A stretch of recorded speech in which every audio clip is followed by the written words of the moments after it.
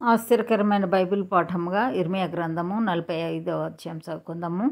యూదా రాజును యోషియా కుమారుడునైన యెహోయాకీము ఏలుబడి అందు 4వ సంవత్సరమున ఇర్మియా నోటి మాటను బట్టి నేరియా కుమారుడగు బారూకు గ్రంథములో ఈ మాటలు వ్రాయుచున్నప్పుడు ప్రవక్త అయిన ఇర్మియా అతనితో చెప్పినది: బారూకు, ఇశ్రాయేలు దేవుడైన యెహోవా నిన్ను గురించి ఇలాగు సెలవిచ్చుచున్నాడు.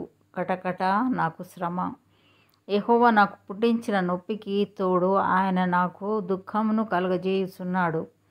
మూలుగు చేత అలసి ఉన్నాను, నాకు నెమ్మది దొరకదాయను అని నీవు అనుకొనుచున్నావు. నీవు అతనికి ఈ మాట తెలియచేయమని యెహోవా సెలవిచ్చుచున్నాడు. నేను కట్టిన దానినే నేను పడగొట్టుచున్నాను, నేను నాటిన దానినే పెళ్ళగించుచున్నాను. సర్వభూమిని గురించి ఈ మాట చెప్పుచున్నాను.